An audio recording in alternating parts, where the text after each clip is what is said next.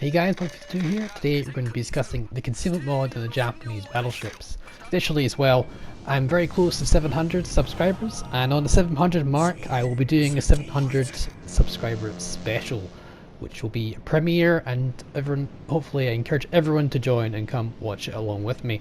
So that should be great fun, and I'll be spending a lot of time working on that, so my videos uploads will be a little bit shortened, or at least I'll try and get one out every day as I usually do, but it might have to be a 2-day thing until I get this all sorted and set up. Anyway, on to the game and on to the discussion. The Ki, the Yamato, the Yamagi and the Nagato, I believe, all get concealment mods, including the Vanguard as well, because the Vanguard's the buff man. Gets all the buffs it possibly can. But this really helps battleships in general, because people don't understand the power of concealment in battleships. Like right now, I potentially could watch. No, there you go. Right now, I'd be spotted 100% right now. See the Arigo? He'd be in my detection range. Because I'm not spotted, I can pick the engagement. I can surprise him with my salvo. The extra reaction time means a lot, and hopefully get a good salvo on him as a result. No, nothing good, but RNG, you know, you can't really help it too much. I think I aimed a little bit high there, but it doesn't matter. Anyway, as you see, you get to pick your engagement, and the battleship reload is like 30 seconds, so look, there we go, I'm dark again. And I can pick the engagement. If I think this is too tough a fight for me, I can disengage. If it's not a tough fight, then I can keep pushing on.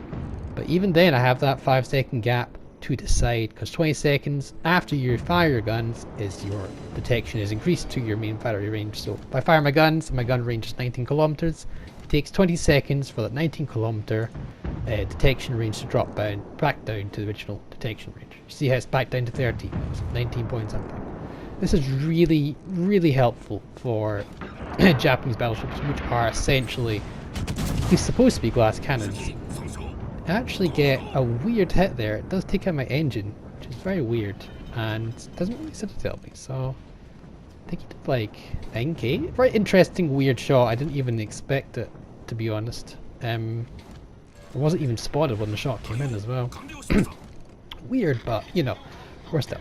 Anyway, as if you're interested in how the Ki works, I've done a couple of games featuring the Ki. I do like this boat. It's basically the pre-nerf Yamagi in terms of AP damage, but the armor is not as good. It does also have torpedoes, which is also a big plus, but that is all pretty much it. That's all she wrote. I do like the Ki, and I do like the Yamagi. I prefer the Yamagi, but I just wish we had the old pre-nerf Yamagi, as you know, you all know by now if you've watched me enough. That's for damn sure. Anyway, just getting some unlucky shots. Not really great salvos. We picked up 8k after like 2 or 3 salvos. We're spotted over here. We are technically giving broadside to Gneisenau, but there we go. It does capitalize on it.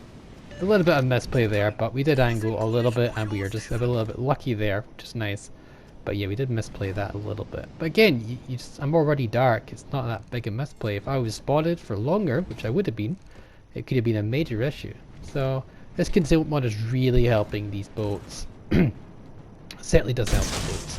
Torpedoes, always worth firing torpedoes when it comes to these things that are not, like, you know, boats that aren't really have the prime armament is not really torpedoes, so like the Italian cruisers, the Mitsu, you know, stuff like that. Stuff that really isn't used as torpedoes as a main focus of your dishing out damage. It's always worth firing, because you never know, you might get the hit, you might not. But what's guaranteed is if you don't shoot them, you're never going to hit them, you know.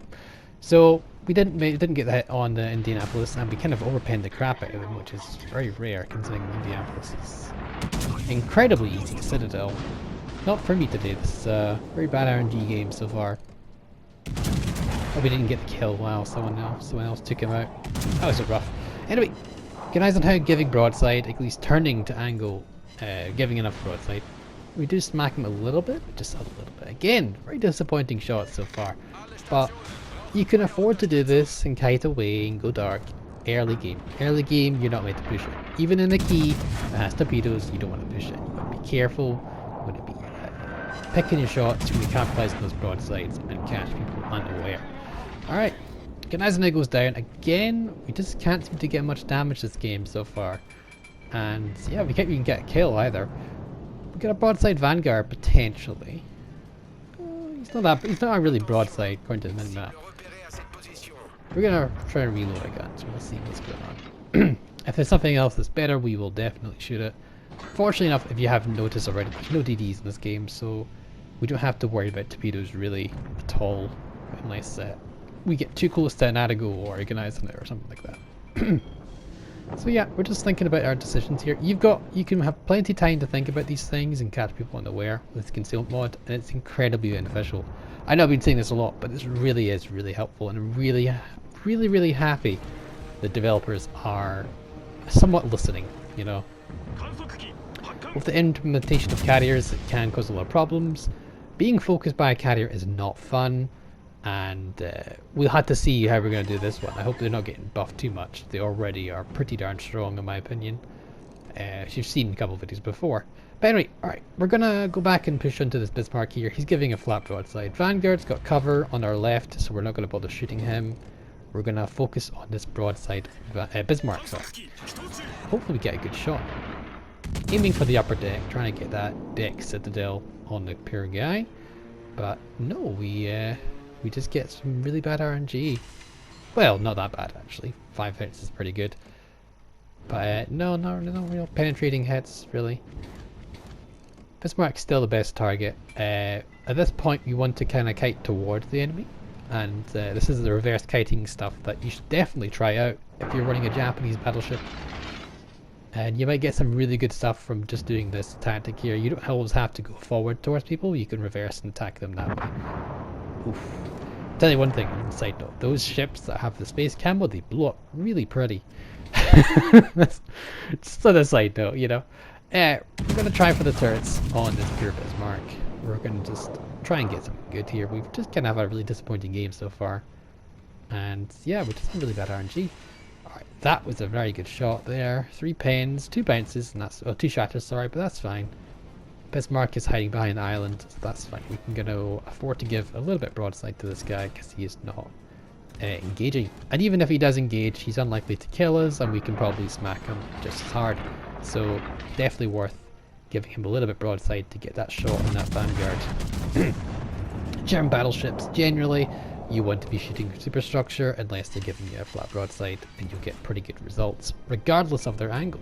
Which is a little bit upsetting for the Germans. I think the Germans' superstructure should get saturated a bit easier, making them much more tanky and much more effective in battle.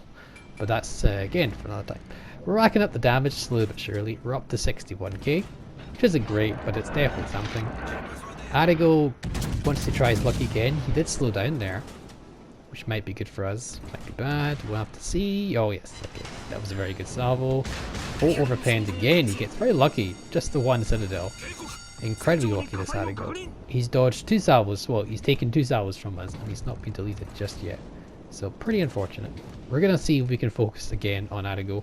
I do want to give full broadside to Gneisenhout 7.2 kilometers away. Pretty darn risky. As you can see, I did use the video indicator earlier to try and show... Oh, there we go, sorry.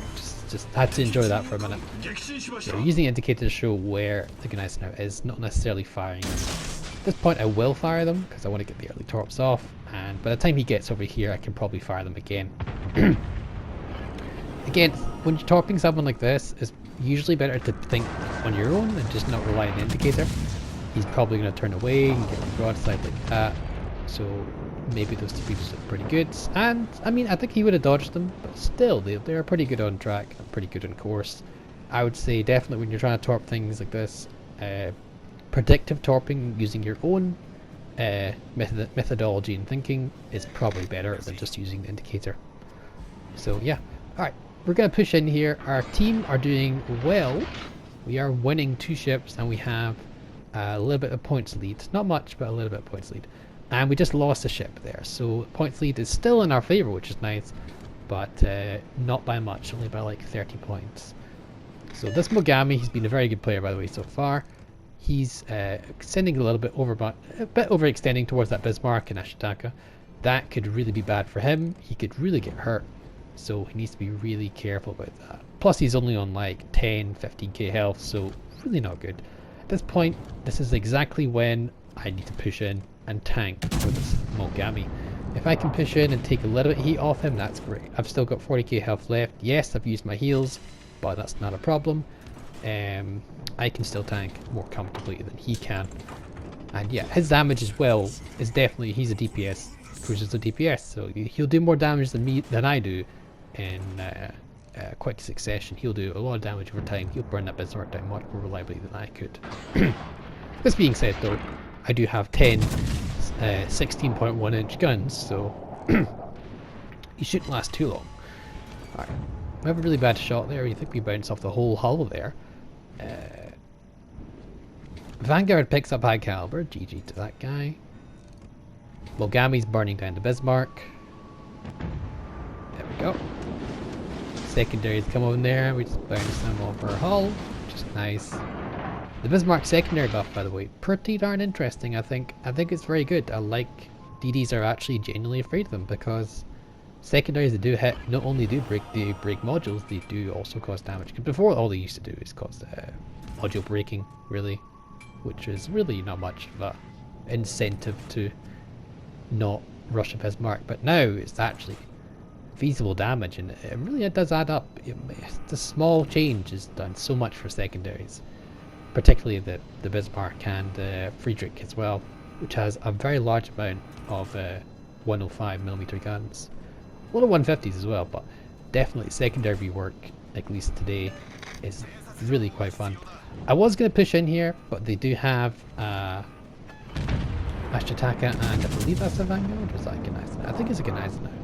Ashitaka is made of paper, so we're going to pen the crap out of him. Gonna see what we can do to him. We're going to angle back up, because he does have the same guns as we do, except the World War I guns. I'm not sure if the key has World War I era penetration guns. They're less punchy than Amagi guns, though I did ask the devs and got told basically they aren't, but I'm still not 100% sure. I need to ask them again. If you guys know in the comment section, please comment below and tell me which caliber or what shell type these key guns use. Is it the old World War I caliber shells like the Mitsu, or is it the World War II Amagi gun? You know, because it's weird. I don't know. I'm running Jujard in this build, by the way, as well. Not the normal build I have for the key. I've swapped out swapped out Cunningham, I believe, for swapped out Cunningham for Jujard to try out extra penetration. And it does seem to get a lot more penetrations than before, but that could just be as a result of Jujard, or it could be just simply I'm just getting better shots, you know. So we've actually picked up the high caliber award at the end of the day here. We're pushing with this Vanguard, and at this point he's dead, he knows it, and we're just going to try and finish him off.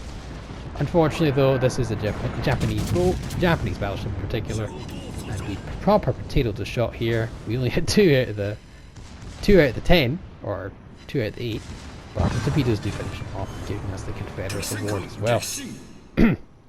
So overall, a little bit of a slow game, but it definitely picked up near the end. Very interesting. I just wanted to show you guys the really benefit of using the Concealment mod for the Yamato, for the Key, and for the Magi and Nagato. Very interesting to try out, and a big thank you for the developers for adding the Concealment mod. So yeah, without much further ado, I'll catch you next time. Bye for now.